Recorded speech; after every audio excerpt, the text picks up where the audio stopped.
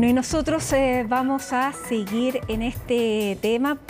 Seguimos contando cómo se trabaja en reuniones y en cumbres como esta. Se trabaja hasta la madrugada. Eso es lo que está ocurriendo en Dubái a esta hora en el contexto de esta cumbre de cambio climático, cumbre del clima más bien de la ONU.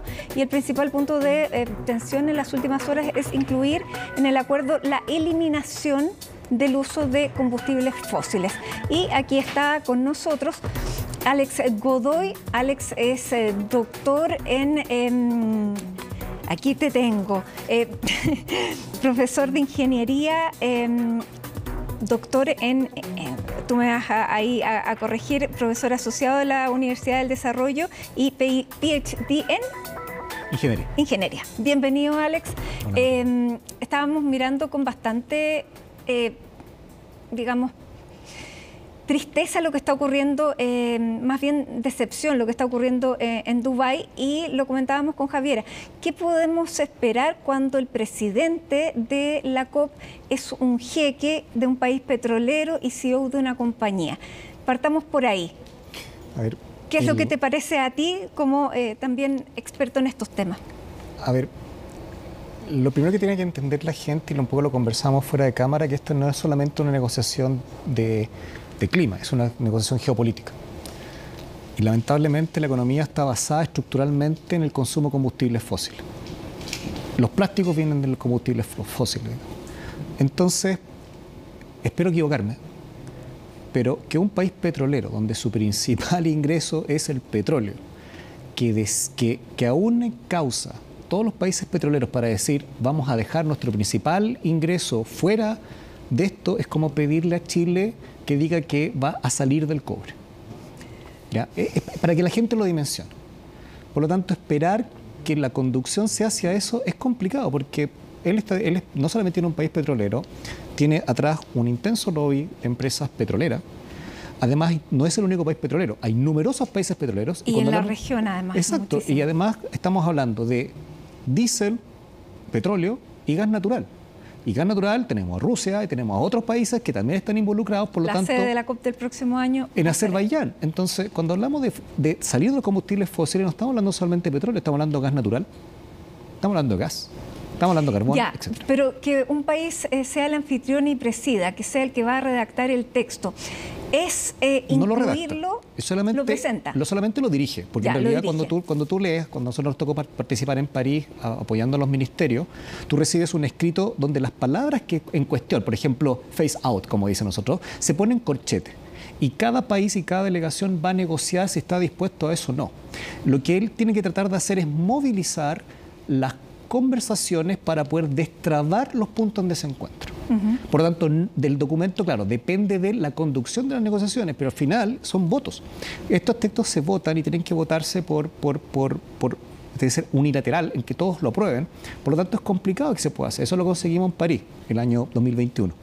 Pero ahora es mucho más complicado. Entonces, 2015, perdón. Si nosotros pensamos de esa forma, el esperar de que él vaya a conducir eso con todas las presiones detrás, además que hay muchos países africanos que también dependen del gas natural y estos combustibles fósiles, yo creo que es mucha expectativa, espero equivocarme, para un documento de un país que es petrolero. Ahora, eso no significa que hubiera sido distinto si hubiera sido en otro país, porque los intereses son los mismos y van a estar presentes y van a estar representados igual. Por supuesto, es como ir a hacer una COP a Rusia y decir que vamos a salir del gas natural, cuando son los principales exportadores del gas. Eso claro, es imposible. O ir a Chile y sentir que no van a presionar de igual manera a los petroleros y los que tienen gas. Exacto. Y aquí hay algo que a mí me extraña de la discusión, porque esto es gestionar el suministro, pero no hemos gestionado la demanda. Lamentablemente, no hay incentivos también para los que desarrollan tecnologías que están basadas en combustibles fósiles, que también es otro negocio. Los barcos, los aviones, los plásticos, aunque quisiéramos poner la palabrita terminar, sería imposible en la práctica, porque no hay cómo reemplazar esa energía. En 24 horas Chile colapsaría, por ejemplo, si que se cerrara ya de los combustibles fósiles. Ahora se habla siempre de una transición, que es lo más, digamos, razonable y lo más, digamos, realista. Esa transición se puede ir apurando, porque eso es lo que se está negociando también ahora. Fíjate que es bien interesante, porque a mí me tocó entrevistar por temas de investigación a Aramco, que es la principal productora de petróleo, e incluso a ellos les conviene la transición, porque con eso se extienden las reservas, se agota más lentamente el petróleo. Pero ellos también decían que en un fondo esto se puede acelerar mediante el recambio tecnológico. Entonces, ¿cuál es el incentivo para que los buques funcionen, por ejemplo, con otro tipo de energías, como puede ser hidrógeno, amoníaco, solar, eólico, etcétera? Los aviones, las cocinas en Santiago todas funcionan a gas natural. No hay un incentivo, porque hay un negocio detrás. Entonces, dicho eso, esa transición se puede acelerar si el recambio tecnológico te empiezas como cuando quedamos fuera del salitre, cuando el recambio tecnológico te hace que al final no sea más rentable el combustible fósil. Y eso lo hemos logrado en electricidad con la salida del carbón, porque hoy día son más competitivas energías renovables que son las energías tradicionales. Bueno, nos imaginamos que con esta extensión de negociaciones se va a llegar a algo menos drástico de lo que se propuso inicialmente. Pero siempre después de esto, y surgen ahí las mismas protestas que estamos viendo, ¿cuál es la utilidad de reuniones como esta? Fíjate que la utilidad de reuniones como esta es mantener la discusión a nivel global, porque lo que la gente no sabe es que estas negociaciones continúan a lo largo de tiempo entre COP y COP. Y se preparan incluso en septiembre por los plenarios de Naciones Unidas, que son las pre-COP, para poder ya ir un poco negociado. Esto no se juega en 2 semanas, esto se jugó antes, si tú me preguntas, Matilda. Ya, y es importante que por lo menos exista esa conversación a nivel planetario, porque ya nos alejamos cada vez más de los objetivos de París. Si tú me preguntas, acá ahora John Kerry, que me tocó conocerlo, digamos, en la última COP, digamos, no se ve muy optimista. No. Su cara no son palabras Siento muy que diplomáticas. Estados Unidos. Exacto, que también depende mucho del petróleo. O sea, por eso digo que estos son temas geopolíticos. Y mientras la gente no lo entienda así, y que todavía tenemos una estructura de economía muy fosilizada, Matilde, no sacamos nada con avanzar por una parte si el recambio tecnológico no llega.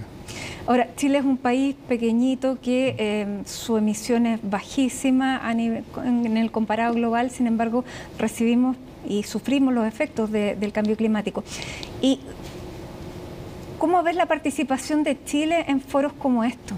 A ver, Chile es un país que en términos de relevancia, más bien una relevancia del prestigio que hemos ganado a través de años, que independiente de la administración de turno se ha mantenido una política climática única. O sea, nosotros hemos tenido así como un Bolsonaro o un Trump que te corta una administración, te cambia la política. Por lo tanto, en el fondo tenemos cierto prestigio y por eso hemos sido, a la ministra Rojas se le puso como liderando una mesa junto con otros países. Pero no obstante, Chile tiene ese prestigio, pero ese es nuestro rol, conducir o ayudar o facilitar negociaciones, más que otro rol que la gente se pueda hacer. Hay como una especie de chauvinismo, pensar de que somos los grandes campeones. No, bajémonos del pony, digamos, como dice mi alumno, sino en un fondo más bien tenemos un respeto de conducir negociaciones, porque nuestra área de medio ambiente y el Ministerio de Relaciones Exteriores lo ha hecho muy bien en términos diplomáticos. Y dado esa injerencia, nos dan ese rol de buenos negociadores o buenos conductores de las negociaciones. Ese es nuestro rol, especialmente con países que son como nosotros. O sea, nosotros no tenemos nada que ir a hablar con Rusia, el G7, G8, G20, pero sí con los países más pequeños o que son del sur global, que le llamamos. Ahora, Chile está en materia medioambiental liderando protección de océanos, de áreas marinas protegidas, incluso pretende ser sede de la Secretaría de Océanos y se está postulando a ello. Ahí tendríamos un rol desde la mirada chauvinista mayor. Perfecto. O sea, eso es. O sea, si nosotros logramos aunar, nosotros participamos en esta iniciativa hace muchos años con Estados Unidos y el Principado de Mónaco, que fue el que dio origen a la protección de los océanos. Somos un país que siempre ha tenido coherencia, es coherencia política. Eso me parece mucho más conducente al liderazgo de Chile en una conversación con más de 8.000 kilómetros de costa que en otro tipo de negociación donde tenemos hoy día muy poca injerencia. Yo creo que ahí está el rol de Chile como un país que es pesquero, un país que tiene costa y que tiene una relevancia de tener anecdóticamente grandes centros de investigación aquí mismo. Así que ahí yo creo que es su injerencia a nivel global. ¿Tendremos opción de ser sede? Ojalá, fíjate que le vendría muy bien porque sería ponernos pantalones largos en un país que ha estado estos últimos años en temas muy internos de política. Creo que sería ponernos un poquito más en el contexto internacional. Y mirando con los ojos realistas de los que venimos conversando, ¿qué podemos esperar para el cierre de estas negociaciones? O sea, yo espero equivocarme, no mucho. O sea, que esperar el phase out que le llamamos, o sea, salir combustibles fósiles, imposible. O sea, yo creo que no. Yo creo que hacer algo como entre Tongo y los Vilos, como decimos en Chile, algo muy, muy ambiguo que permita avanzar la transición, porque esto va a patear esa discusión a Azerbaiyán Y si me pregunta, y ojalá es que estemos los dos acá conversando nuevamente, yo creo que la gran discusión se viene en Brasil el año 2030, cuando la COP se haga acá en Brasil. Bien, a largo plazo. Bueno, lamentablemente todos los años es un año más caluroso que el otro, se siguen rompiendo récords y eso también pudiera ser un factor de movilización. O sea, debiera hacerlo por distintos motivos. Uno, se está quemando el Amazonas. Todos nos estamos quemando nosotros, se está quemando Europa. Entonces, si tú me preguntas, lo que hemos visto a nivel del IPCC es que en la medida que aumentan las crisis climáticas, la percepción de la gente aumenta, pero también aumenta la fragmentación del poder. Entonces, lamentablemente, la aparición de grupos de extremas, ya sea izquierdas o derechas, no contribuye al diálogo, porque al final está más enfocado a la resolución de problemas políticos internos que externos. Y eso genera que vayamos a la COP en un muy mal pie de negociación, que fue lo mismo que pasó para Copenhague. Claro. Ahora, y lo último, en esta COP, por primera vez en el marco de lo que son las reuniones previas, se hizo el primer tratado sobre migraciones a propósito de crisis climática. ¿Eso ya es una realidad? O sea, te lo voy a parafrasear. Los países que son más resilientes en términos de cambio climático van a tener una productividad más alta de sus sistemas productivos, mientras que un país golpeado va a producir menos comida, etcétera. Por lo tanto, los países más productivos van a ser más atractivos en términos de generación de empleo. ¿Y qué es lo que hace la gente? La gente migra porque pierde el empleo. Lo hemos visto en México, lo hemos visto en América Central y lo hemos visto en el sudeste asiático. Por lo tanto, cuando nosotros vamos a ver migraciones a esos países porque hay mejor actividad económica, etcétera, es precisamente porque son los países que todavía tienen una productividad más alta y que han sido más resilientes o menos vulnerables a los impactos de las amenazas climáticas. Más allá de los que se están inundando. O sea, es lamentable, pero en este minuto están desapareciendo. Alex Godoy, muchísimas gracias. Gracias a ti. Esperemos seguir conversando con mejores noticias. Hacemos una pausa hasta ahora y estamos de regreso.